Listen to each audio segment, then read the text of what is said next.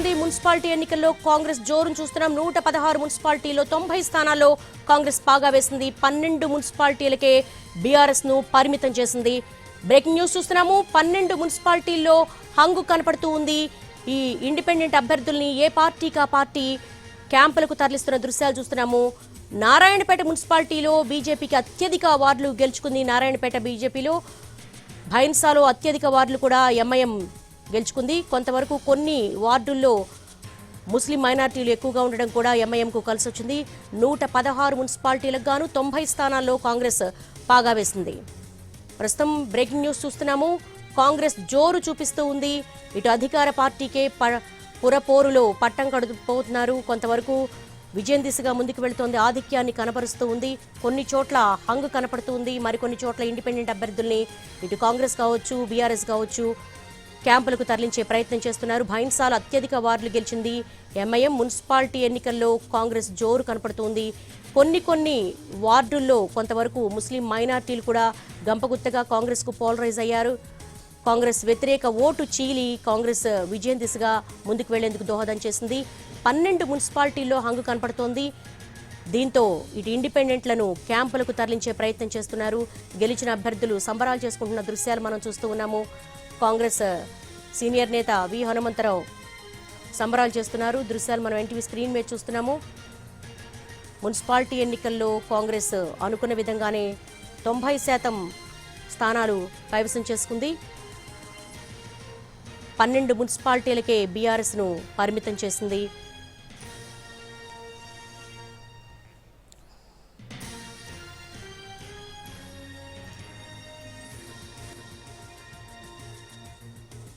Municipal ఎన్నికల్లో counting లో కాంగ్రెస్ జోరు చూపిస్తూ ఉంది. చారి ప్రస్తుతం అక్కడ సిద్ధంగా ఉన్నారు. చారి, కాంగ్రెస్ శ్రేణులు సంబరాలు చేసుకుంటున్నారు. అనుకున్న విధంగానే కొంత 90% ఆధిక్యత అయితే కనపడుతూ ఉంది. ఏంటి కాంగ్రెస్ శ్రేణుల వ్యూ ఏంటి? కాంగ్రెస్ పార్టీ అనుకున్న దానికంటే మంచి మున్సిపాలిటీలనే గెలుచుకుందని చెప్పాలి. కాంగ్రెస్ పార్టీ కావచ్చు, కాంగ్రెస్ పార్టీ నాయకత్వం 80 నుంచి 85 స్థానాలకు గెలుచుకునేటువంటి అవకాశం ఉంది అనేటువంటి అంచనాలు కూడా వేసుకున్నారు. కానీ ఇప్పుడు ప్రస్తుతం మనం కనుక ఫలితాలను చూస్తే 90 మున్సిపాలిటీలను కైవసం చేసుకున్నటువంటి పరిస్థితి అయితే కనపడుతుంది. కాంగ్రెస్ పార్టీ అలాగే సీఎం రేవంత్ రెడ్డి మొదటి నుంచి కూడా కొంత కాన్ఫిడెంట్తోనే ఉన్నారు. మున్సిపాలిటీల్లో సర్పంచ్ ఎన్నికల్లో ఎలాంటి ఫలితాలను అయితే రాబట్టుకున్నామో మున్సిపల్ ఎన్నికల్లో కూడా అలాంటి తరహాలోనే ఫలితాలు రాబోతున్నాయనేటువంటి అంచనా వేశారు. అలాగే మున్సిపల్ ఎన్నికల కంటే ముందు ఎన్నికల పోలింగ్ కావచ్చు, అలాగే ప్రచారానికి సంబంధించినటువంటి అనేక విషయాలన్నింటినీ కూడా సీఎం రేవంత్ రెడ్డి తను నేరుగా పర్యవేక్షించారు. 1-2 సార్లు అందరూ మంత్రులకు సాధారణంగా జిల్లాలకు ఇన్ఛార్జీలుగా నియమిస్తూ వచ్చే సాంప్రదాయం ఉంది కాంగ్రెస్ పార్టీలో. ఈసారి జరిగినటువంటి ఎన్నికల్లో పార్లమెంటు నియోజకవర్గాన్ని ఒక యూనిట్గా తీసుకొని ఆ పార్లమెంట్ నియోజకవర్గంలో ఉన్నటువంటి మున్సిపాలిటీలన్నిటికీ కూడా ఒక మంత్రిని ఇన్ఛార్జిగా పెట్టారు. ఈ నేపథ్యంతో రివ్యూ చేసుకోవడానికి లేదంటే ఫోకస్ చేసుకోవడానికి ఎక్కువగా వెసులుబాటు కలిగినటువంటి అవకాశం ఉంది. అలాగే మున్సిపల్ ఎన్నికలు లేనటువంటి ఎవరైతే ఎమ్మెల్యేలు సీనియర్ నాయకులు ఉన్నారో వాళ్ళందరికీ కూడా ఆ మున్సిపాలిటీలకు సంబంధించినటువంటి బాధ్యతల్ని అప్పగించారు. ఇది minute to minute CM Revanth రెడ్డితో పాటు PCC chief Mahesh Goud, AICC రాష్ట్ర వ్యవహారాల ఇన్ఛార్జి మీనాక్షి నటరాజన్ ఎప్పటికప్పుడు సమీక్షా సమావేశాలను నిర్వహించడం, మున్సిపాలిటీ వారీగా వస్తున్నటువంటి ఫీడ్బ్యాక్కు అనుగుణంగా తన వ్యూహాన్ని మారుస్తూ వచ్చారు. ఈ నేపథ్యంలోనే ఆశించిన తరహాలోనే మున్సిపల్ ఎన్నికలకు సంబంధించినటువంటి ఫలితాలు వచ్చాయని కాంగ్రెస్ పార్టీ నాయకత్వం అంతా కూడా అదే ఫీలింగ్లో ఉంది.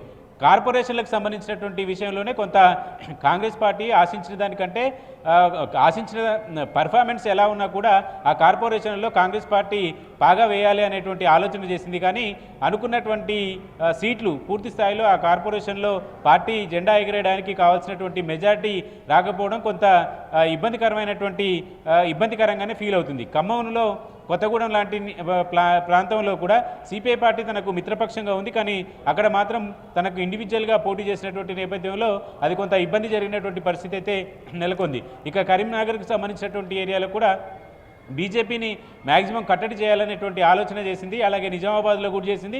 కానీ 2 చోట్ల ఎంఐఎం పార్టీ పోటీలో ఉండటము అనేది కాంగ్రెస్ పార్టీకి కొంత నష్టం చేకూర్చింది అనేటువంటి అంచనా కూడా వేస్తున్నారు. కానీ ఎంఐఎం పోటీ చేసిన మెజారిటీ ఎక్కువ సీట్లు సాధించుకోగలిగితే అది కాంగ్రెస్ పార్టీకి బెనిఫిట్ అయ్యే ఈక్వేషన్ కనుక వర్కౌట్ అయితే కొంత కాంగ్రెస్ అనుకున్నటువంటి ఫలితాలు కార్పొరేషన్లో వచ్చేవి. కానీ కాంగ్రెస్ పార్టీ వేసినటువంటి ఎత్తుగడలు మున్సిపాలిటీలలో వర్కౌట్ అయింది. కార్పొరేషన్లకు వచ్చేసరికి కొంత ఇబ్బందికరంగమైనటువంటి రిజల్ట్ అయితే వచ్చింది అని చెప్పొచ్చు. రెండు ఆ జిల్లాలకు సంబంధించినటువంటి విషయాలు చూస్తే ఓవరాల్గా పర్ఫార్మెన్స్ విషయంలో మాత్రం మంత్రులు అలాగే బాధ్యతలు అప్పచెప్పినటువంటి ఇన్ఛార్జీలంతా కూడా పూర్తి స్థాయిలోనే వర్కౌట్ చేసేటువంటి ప్రయత్నం చేశారు. అనుకున్నటువంటి తరహాలోనే ఫలితాలు వచ్చాయి. కరీంనగర్, నిజామాబాద్ జిల్లాలతో పాటు ఆదిలాబాద్లో ఓ మోస్తార్లో రిజల్ట్ అయితే వచ్చాయి. ఆ 3 జిల్లాలకు సంబంధించినటువంటి ఫలితాల మీద కాస్త కాన్సన్ట్రేషన్ అయితే ఇప్పటికైతే పెట్టాల్సినటువంటి పరిస్థితి ఉంది. మొత్తానికి కాంగ్రెస్ పార్టీ సర్పంచ్ ఎన్నికల్లో పూర్తి స్థాయిలో మెజార్టీ సీట్లను గెలుచుకున్నప్పటికీ ఇది సింబల్ మీద జరిగినటువంటి ఎన్నికలు అవ్వడం వల్ల ఖచ్చితంగా పార్టీ గెలిచి నిలబడాలనేటువంటి కాన్సెప్ట్ తోటే సీఎం రేవంత్ రెడ్డి కావచ్చు, ఇటు పీసీసీ చీఫ్ మహేష్ గౌడ్ కావచ్చు, అటు పార్టీ యంత్రాంగం మంత్రులంతా కూడా ఆ దిశగానే ప్రయత్నాలు చేశారు. అందుకు అనుగుణంగానే మున్సిపల్ ఎన్నికల్లో పార్టీకి సంబంధించినటువంటి విషయం వరకు సమన్వయం చేయడంతో పాటు ప్రచారానికి సంబంధించినటువంటి విషయంలో ఎక్కడ లోపాలైతే జరగలేదు. కాకపోతే మిత్రపక్షాన్ని కలుపుకొని పోయేటువంటి సందర్భంలోనే సిపిఐ పార్టీకి సంబంధించినటువంటి విషయంలోనే కొంత రెండు పక్షాల మధ్య సీట్ల సర్దుబాటు కావచ్చు, స్థానికంగా ఉండేటువంటి నాయకత్వాల యొక్క ఆలోచనకు అనుగుణంగా వ్యవహరించారు. కాబట్టి ఆ కార్పొరేషన్లకు సంబంధించి పొత్తుల విషయంలో కొంత ఇబ్బంది పడ్డా పూర్తి స్థాయిలో ప్రతిపక్షాన్ని మాత్రం కట్టడి చేశామనేటువంటి ధీమాలో మాత్రం కాంగ్రెస్ పార్టీ నాయకత్వం ఉంది.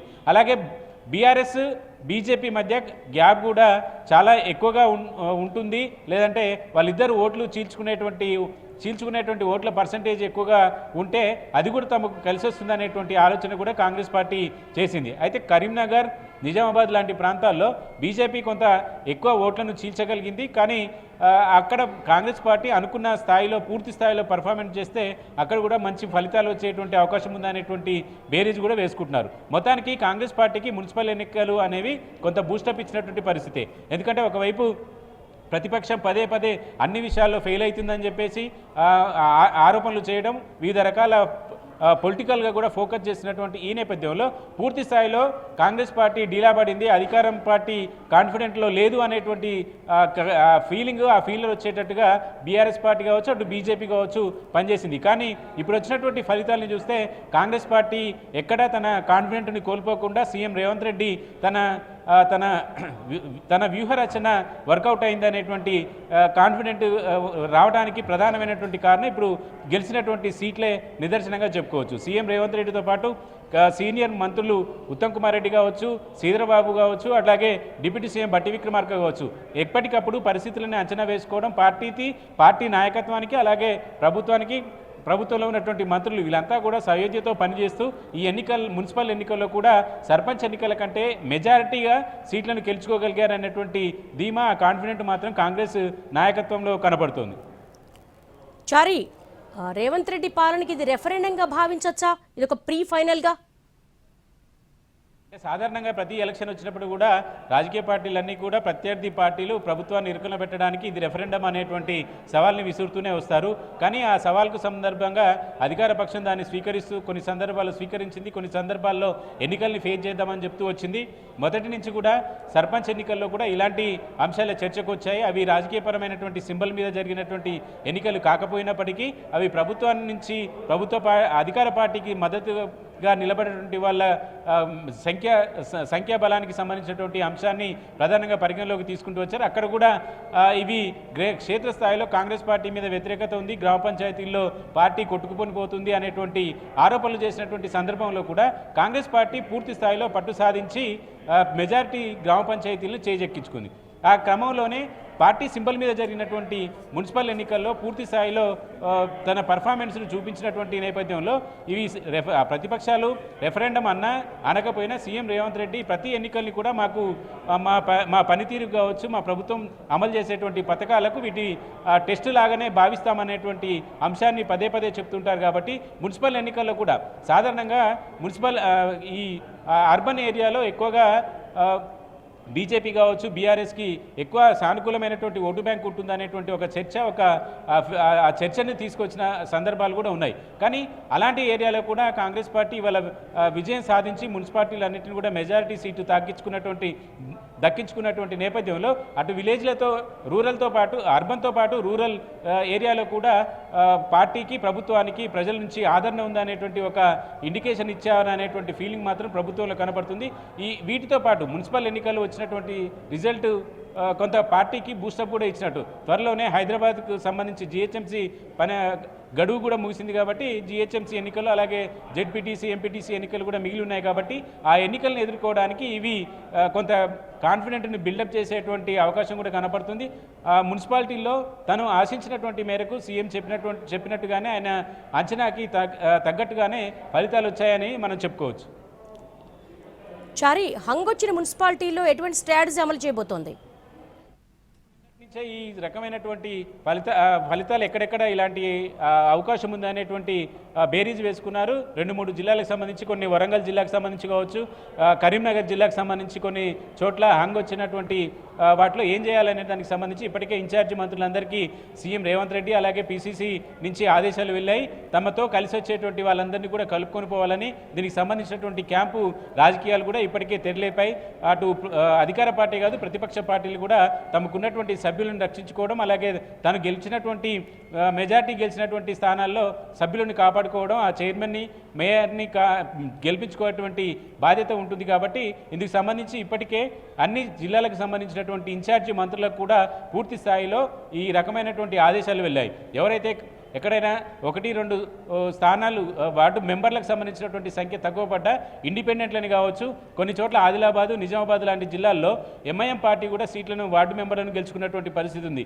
వాళ్ళని కలుపుకొని పనిచేయడం వల్ల ఆ మున్సిపాలిటీ గెలుచుకునేటువంటి అవకాశం ఉంటే ఇమ్మీడియట్గా వాళ్ళతో కాంటాక్ట్లోకి వెళ్ళడం, అలాగే క్యాంపుకి తీసుకెళ్లేటువంటి ఆలోచనకు సంబంధించి ఇప్పటికే గ్రౌండ్ అంతా ప్రిపేర్ చేశారు. కాబట్టి వీటికి సంబంధించి అన్ని రకాల వ్యూహాలను కూడా అమలుపరిచేటువంటి పనిలో పార్టీ నాయకత్వం ఉంది. ఇన్ఛార్జి మంత్రులు కూడా నిన్నటి వరకు ఒక రకమైనటువంటి టాస్క్లో ఉంటే ఇవాళ నుంచి చైర్మన్, కార్పొరేషన్కి సంబంధించినటువంటి మేయర్ ఎన్నికకు సంబంధించినటువంటి ప్రక్రియ మూసేంత వరకు గెలిచినటువంటి వాళ్ళందరినీ కూడా క్యాంపులో పెట్టి అందుకు ఎన్నికలకు నేరుగా ఓటు హక్కు వినియోగించుకునేటువంటి ప్రాంతానికే తీసుకురావాలనేటువంటి ఆలోచనతో ప్రభుత్వం ఉంది. అందుకు సంబంధించి పార్టీ కూడా ఇన్స్ట్రక్షన్స్ ఇప్పటికే మంత్రులకి అలాగే పార్టీ నాయకత్వానికి కూడా చేరవేశారు.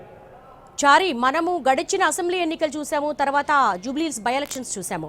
బీఆర్ఎస్ ఒక పొటెన్షియల్ పంచాయతీ ఎలక్షన్స్ చూసాం, ఒక పొటెన్షియల్ ఛాలెంజర్గా, ఒక క్లియర్ కట్ విన్నర్గా ఉంది. కానీ మున్సిపాలిటీలకు వచ్చేసరికి 12కే పరిమితమైంది. దాన్ని ఎలా చూడాలి? అంటే సాధారణంగా ప్రత్యర్థిగా ఉన్నటువంటి పార్టీలు అధికార పక్షాన్ని మీడియా సమావేశాలు కావచ్చు, గడిచిన కొద్ది రోజులుగా చూస్తే ఎక్కువ రాజకీయ పార్టీలన్నీ కూడా సోషల్ మీడియాని ఆధారపడి సోషల్ మీడియా బేస్డ్గానే పనిచేస్తున్నాయి. ప్రభుత్వాన్ని సోషల్ మీడియాలో ఎక్కువ ఇరకాటంలో పెట్టడానికో, లేదంటే సోషల్ పార్టీకి సంబంధించినటువంటి నాయకులు మాట్లాడినటువంటి అంశాలని ట్రోల్ చేయడానికో, లేకపోతే ఇలాంటి అంశాల మీదనే రాజకీయ పార్టీలు రాజకీయ నాయకులు కూడా ఎక్కువ ఫోకస్ చేస్తున్నారు. గ్రౌండ్లో పార్టీకి సంబంధించినటువంటి యాక్టివిటీస్ కావచ్చు, ప్రభుత్వానికి సంబంధించినటువంటి అంశాలు కావచ్చు, ఫెయిల్యూర్స్కి సంబంధించినటువంటి విషయాలు కావచ్చు, వీటన్నిటి మీద పెద్దగా ఫోకస్ చేసినటువంటి పరిస్థితి అయితే ఏ పార్టీ కూడా కనిపించట్లేదు. అధికార పార్టీ కేవలం ప్రస్తుతం మనం కాంగ్రెస్ పార్టీకి సంబంధించినటువంటి విషయాన్ని కనుక చూస్తే, అధికారంలో ప్రభుత్వంలో ఉన్నటువంటి సీఎం రేవంత్ రెడ్డి, మంత్రులు, క్యాబినెట్లో ఉన్నటువంటి మంత్రులంతా పథకాలని అమలు చేయడం, పథకాలకు సంబంధించినటువంటి విధి విధానాలు రూపొందించడం, దాన్ని అమలు చేసేటువంటి బాధ్యతలను అధికారులకు అలాగే ఎమ్మెల్యేలకు క్షేత్రస్థాయిలో రీచ్ అయ్యేలాగా చూడాలని ఆదేశాలు జారీ చేస్తున్నారు.